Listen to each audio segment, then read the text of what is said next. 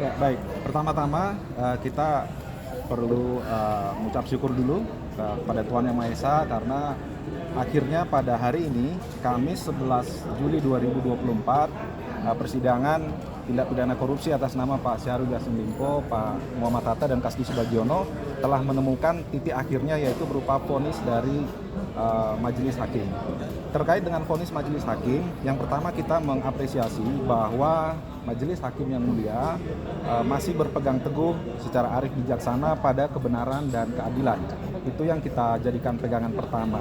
Kemudian mengenai vonis, ada beberapa ketiganya, yaitu Pak terdakwa Syahrul Yassin Limpo yang turun dari 12 tahun menjadi 10 tahun, Pak Kasdi juga ya dari 6 tahun menjadi 4 tahun. Itu merupakan kewenangan dari majelis hakim yang mulia. Tetapi kita berbicara mengenai hukum acara. Secara hukum acara, tentu jaksa penuntut umum mempunyai kewenangan untuk melakukan upaya hukum, yaitu upaya hukum banding. Nah, terkait putusan tersebut, saat ini kami sedang menunggu salinan lengkap agar kami dapat membaca pertimbangannya, sambil kami nanti tentu secara berjenjang akan melaporkan kepada pimpinan di KPK. Dalam hal ini Pak Direktur Penuntutan, Pak Bima Suprayoga, yang merupakan pengendali penuntutan di KPK yang sudah mendapat delegasi kewenangan dari Pak Jaksa Agung. Kami akan mempelajari pertimbangan-pertimbangan itu secara utuh, kenapa ada secara strahmat turun. Tetapi pada intinya seluruh unsur terbukti adanya pemaksaan, pemerasan yang dilakukan Pak Syahrul Yassin Limpo bersama dengan Pak Hatta, Pak Kasdi Subagiono senilai 44 miliar 200 juta sekian. Itu terbukti di unsur memaksa. Hanya ada perbedaan antara majelis hakim dan penuntut umum, bahwa menurut majelis hakim yang dinikmati atau diperoleh Pak Syahrul Yassin Limpo dari 44 miliar itu hanya sebesar 14 miliar. Ada beberapa poin yang tadi kami highlight, bahwa seperti pemberian sembako dianggap itu tidak menguntungkan Pak Syahrul Yassin Limpo secara langsung. Bagi kami sudah menguraikan ada kaitannya dilakukan pemberian sembako dan sumbangan tersebut menggunakan atribut partai tertentu. Kami sudah menguraikan itu, tetapi majelis hakim yang mulia di tingkat pertama ini berbeda pandangan. Tentu itu nanti akan kita pelajari dan bisa saja akan kita lakukan upaya hukum terhadap hal tersebut. Itu mengenai putusannya. Bang, angka uang penggantian PSBB 44 menjadi 2 itu apakah nanti kereta akan itu seperti apa? Dengan seperti kemudian apakah itu selanjutnya akan ditentukan dalam pemeriksaan pencucian uang itu? Baik. Pertama-tama pernah saya sampaikan, dalam tindak pidana korupsi yang paling utama itu adalah pengembalian kerugian negara atau uang yang dinikmati. Sehingga fokus utama kami adalah mengembalikan uang sebagaimana didakwakan 44 miliar. Namun tadi kita lihat majelis hakim menyebut hanya 14 miliar.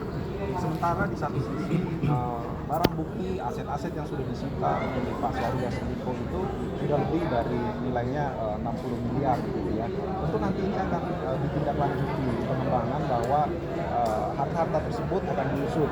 Ada yang sudah berjalan penyidikan adalah tindak pidana pencucian uang. Tentu di luar itu nanti kami akan koordinasi dengan penyidik. Apakah memang tindak pidana lain sedang didalami atau seperti apa? Karena kita melihat barang bukti berupa aset yang disita itu kan sangat banyak nilainya untuk ukuran penyelenggara negara. Itu akan kita dalami. Banding, Bang. Kalau masalah banding atau tidak, tadi saya sampaikan kami akan melaporkan dulu kepada pimpinan secara tim untuk mengambil langkah-langkah ke depannya. Bang, untuk Nasdemnya gimana? Ya.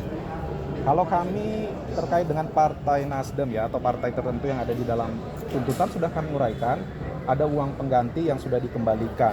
Namun kalau secara korporasi tentu nanti itu ada kewenangan di penyidik ya. Kami koordinasi dulu apakah secara korporasi, organisasi ataupun korporasi yang melakukan tindak pidana korupsi atau memperoleh hasil korupsi itu dapat ditindaklanjuti. Nanti diikuti perkembangannya di penyidikan ya. Bang, tadi uang pengganti 44,54 miliar. Sebentar ya. Iya. Bang, tadi uang pengganti 44 miliar itu tadi kan turun jadi 14 miliar. Selain sembako, itu yang tidak dikabulkan oleh hakim apa aja, Pak? Baik. Kami perlu menegaskan dulu ya, bahwa terbukti pemerasan yang dilakukan adalah 44 miliar 200 sekian juta sesuai dengan tuntutan, sama persis. Itu bisa dilihat tadi di persidangan dan ada juga di pertimbangan hakim. Namun yang dibebankan kepada Pak Syahrul Yassin Limpo selaku terdakwa adalah nilainya 14 miliar. Ada beberapa yang menurut hakim itu tidak dinikmati Pak Syahrul Yassin Limpo, namun ada pertimbangan unik juga yang kami dengar tadi bahwa meskipun dilakukan dengan prosedur yang salah, meskipun dilakukan dengan cara yang tidak sesuai SOP, tentu kan bagi kami jaksa penuntut umum sesuatu yang dilakukan tidak sesuai dengan prosedur, yang melawan hukum dan itu ada kaitannya dengan terdakwa, dalam tuntutan kami sampaikan itu semestinya ada di pertanggungjawaban kepada terdakwa. Namun kita menghargai putusan majelis hakim, nanti kita akan dalami secara utuh, secara rigid pertimbangannya. Pak, dari keputusan ini apakah ada langkah-langkah upaya hukum lagi untuk mencari dalam orang yang akan terlibat di dalam keputusan ini?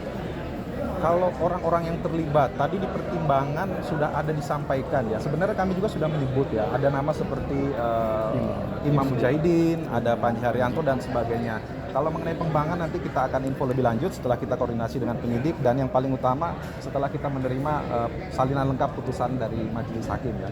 Untuk TPPU sudah berjalan, sudah tetap penyidikan berlangsung, penyitaan aset dan pemblokiran sudah ada. Termasuk juga tadi ada beberapa aset yang dikembalikan kepada terdakwa ya, padahal itu sudah disita dalam perkara ini dan juga dalam perkara TPPU. Artinya bukan hanya dalam perkara ini, namun setelah diputus ada beberapa yang dikembalikan. Nah itu nanti jadi bahan kami, pertimbangan kami untuk sebelum mengambil langkah hukum lebih lanjut.